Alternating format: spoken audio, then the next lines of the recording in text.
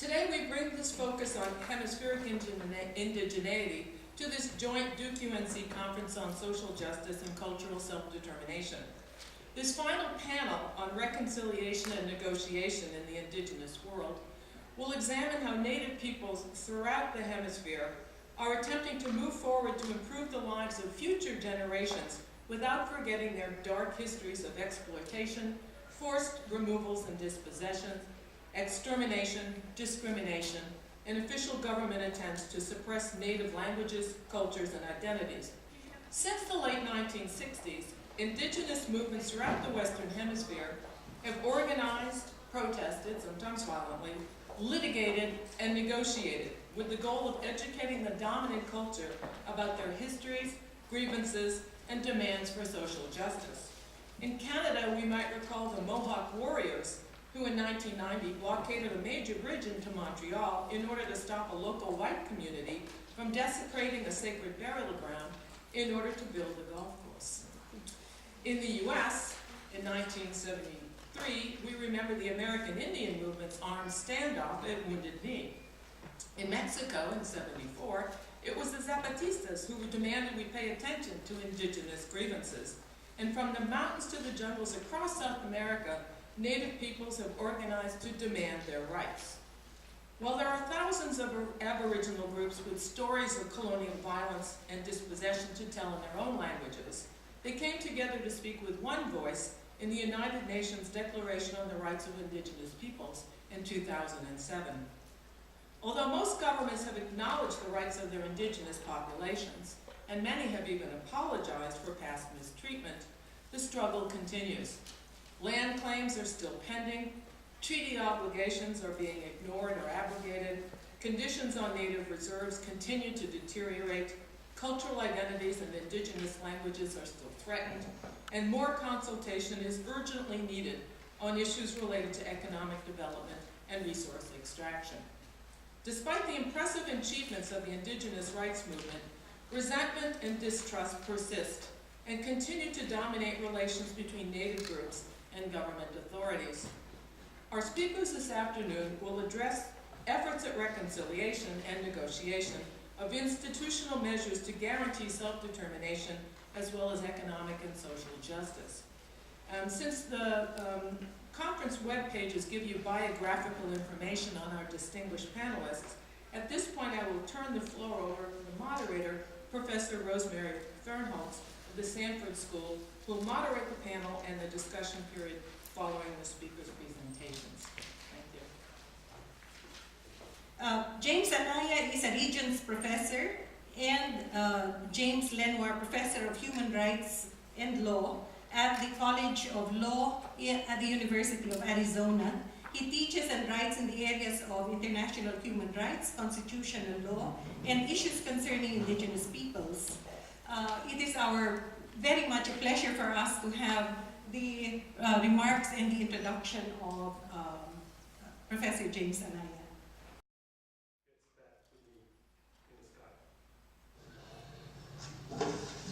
Good afternoon. I'm now concluding my visit to Canada in my capacity as United Nations Special Rapporteur on the Rights of Indigenous Peoples. Over the last 9 days, I've met with federal and provincial government authorities and with First Nations, Inuit, and Métis leaders, organizations, and individuals in several parts of the country. In addition to being in Ottawa, my meetings have taken me to various places, including Indigenous territories in British Columbia, Alberta, Saskatchewan, Manitoba, Ontario, and Quebec. I'm grateful to the Government of Canada for its cooperation and for the information it has provided and for allowing me to carry on my visit freely and in an independent manner. I would also like to express my deep gratitude to representatives of Indigenous peoples who invited me to visit their territories and communities across Canada, and to those Indigenous organizations and individuals who assisted me in preparing the agenda for my visit. Finally, I especially want to thank the Indigenous peoples with whom I met for sharing with me their stories, their concerns, and their aspirations. I'm honored to have been welcomed into their communities and territories and I'm truly humbled by their hospitality and warmth. Over the past several days, I've collected a significant amount of information from Indigenous peoples and government representatives across the country.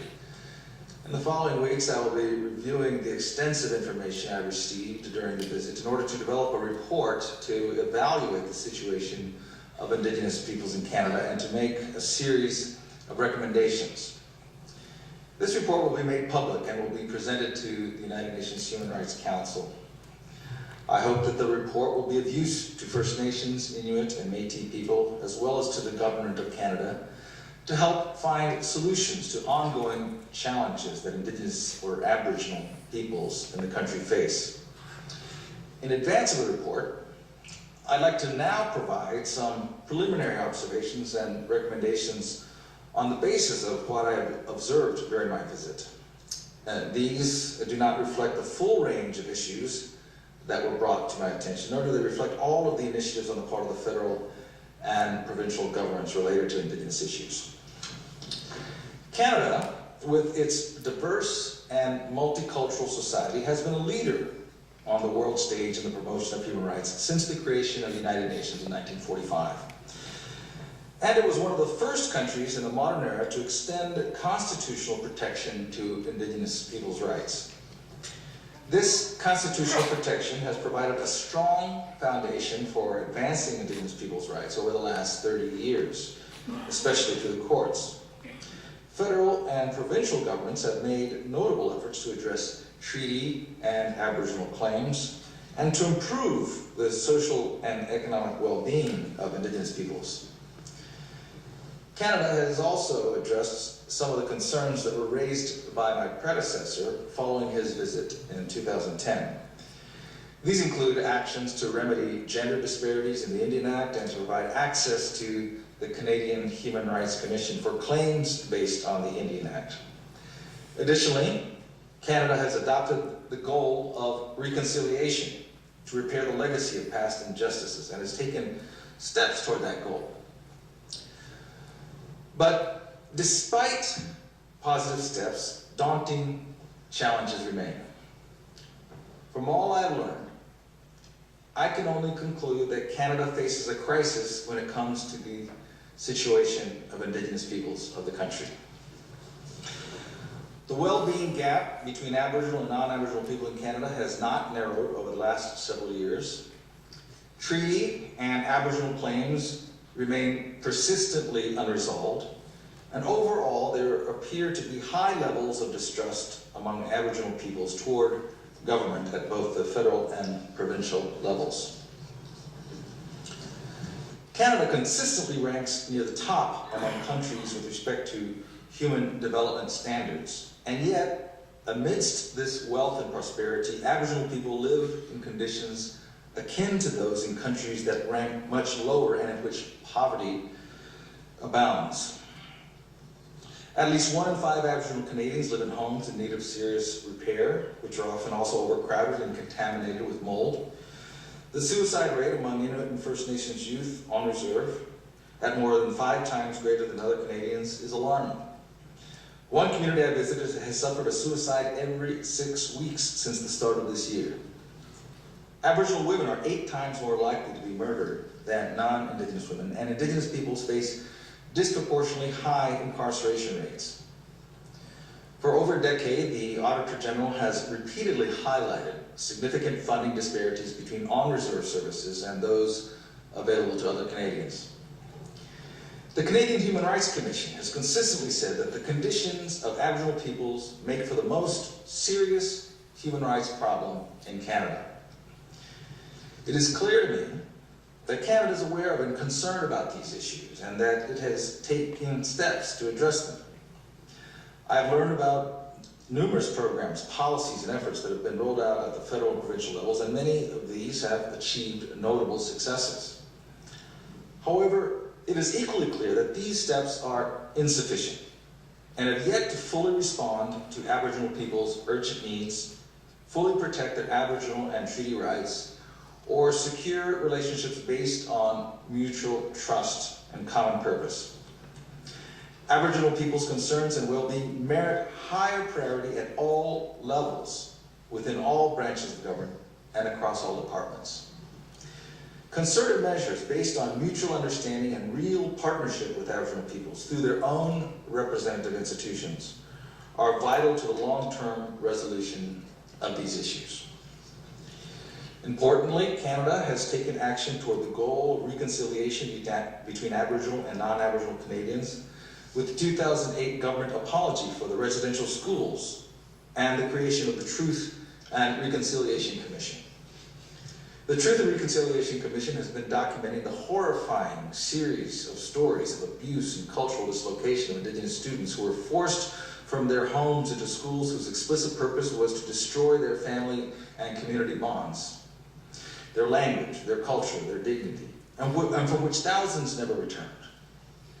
Generations of Aboriginal children grew up in residential schools estranged from their cultures and languages, with devastating effects on maintaining Indigenous identity. It is clear that the residential school period continues to cast a long shadow of despair on Indigenous communities, and that many of the dire social and economic problems faced by Aboriginal peoples are directly linked to that experience. I urge the government to ensure that the mandate of the Truth and Reconciliation Commission be extended for as long as may be necessary for it to complete its work, and to consider establishing means of reconciliation and redress for survivors of all types of residential schools. In addition, I would like to emphasize that the mark on Canada's history left by the residential schools is a matter of concern to all of Canada, not just Aboriginal peoples, and that lasting healing can only truly occur through building better relationships and understanding between Aboriginal peoples and the broader society.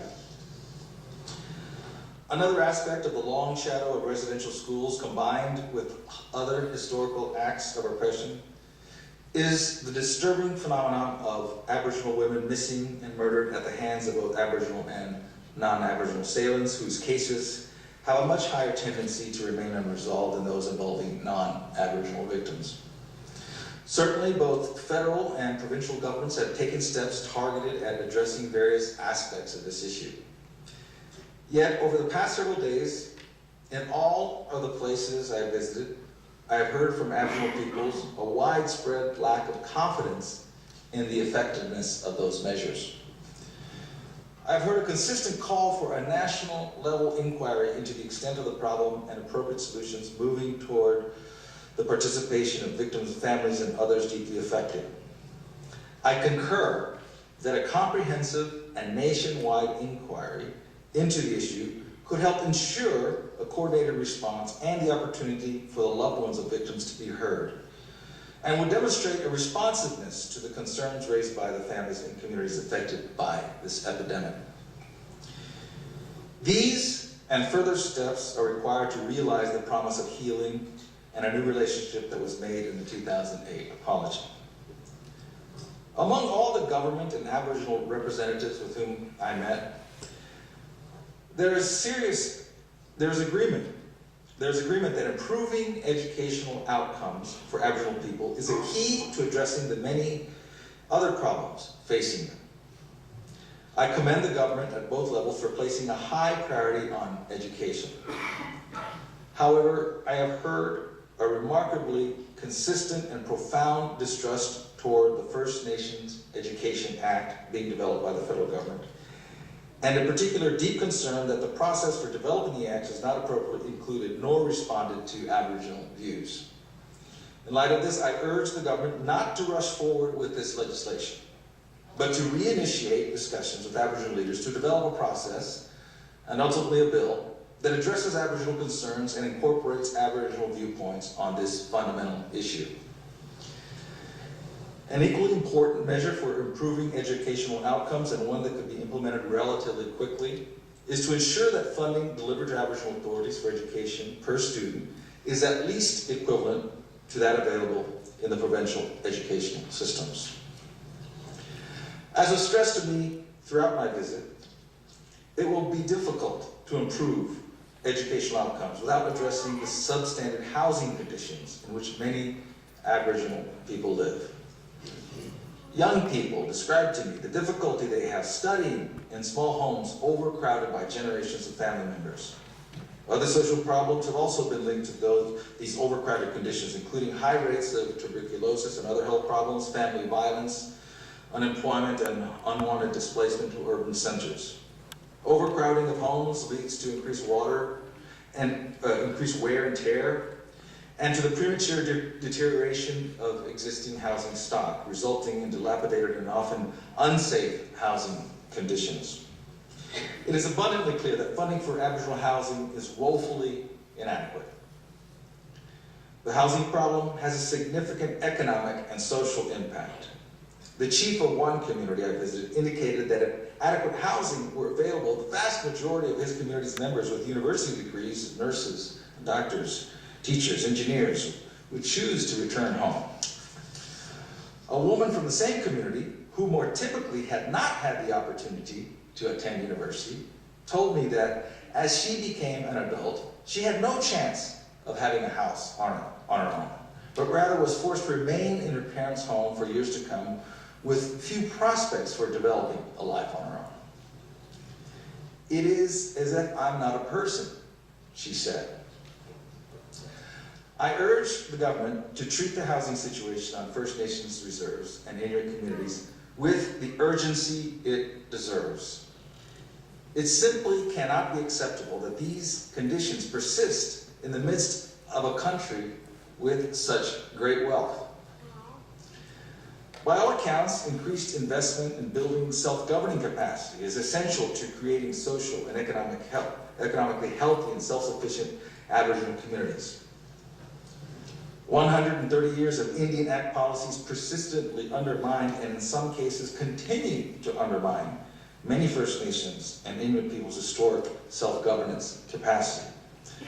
Enhancing economic development opportunities is also crucial to restoring and building healthy and vibrant Aboriginal nations and communities. I acknowledge the many initiatives by Canada to strengthen Aboriginal governance and catalyze economic development.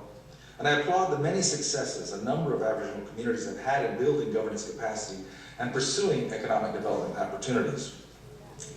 But at the same time, I note the frustration expressed to me uniformly by Aboriginal leaders that their self-governance capacity and economic development and improved conditions more generally remain impeded by the multiple legacies of the history of colonization, treaty infringements, assault on their cultures, and land dispossession suffered by their peoples. To address these legacies, Canada has developed specific comprehensive claims processes that in many respects are models for the world to emulate. There are noteworthy success stories arising out of these procedures. But in their implementation overall, the claims processes have been extremely slow and mired in challenges that appear in most cases to stem from the adversarial structure of negotiations, in which entrenched opposing positions often develop on key issues and agreements simply cannot be reached. To make this worse, resource development often proceeds at a rapid pace within the lands that is the subject of protracted negotiations between Aboriginal peoples and the government, undermining the very purpose of the negotiations. The government has rightly acknowledged problems with the claims processes. In 2008, it took action to reform the claims processes, including by imposing a time limit for settling specific claims. I commend the government's recent efforts to establish a high-level oversight committee on treaty and comprehensive claims, which I hope will help to address in a timely fashion many of the concerns shared by both government and Indigenous peoples related to these processes. In this context, in rethinking the available claims processes, I encourage the government to take a less adversarial, position-based approach in which it typically seeks the most restrictive interpretation of Aboriginal treaty rights possible. In this regard, the government should instead acknowledge that the public interest is not opposed to, but rather includes Aboriginal concerns and their rights. The goal of reconciliation that has been cited by the government and Indigenous peoples alike requires a more generous and flexible approach that seeks to identify and create a common ground.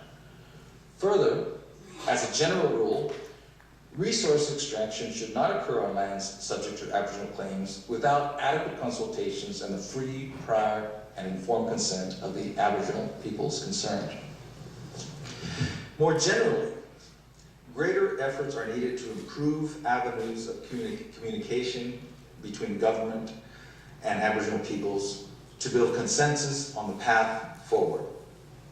In all my meetings with Aboriginal leaders and community members, it was evident that there is a significant level of discontent with the state of relations with federal and provincial authorities, as well as a widely held perception that legislative and other decisions over multiple matters of concern to them are being taken without adequate consultation or consideration of their inherent or treaty rights.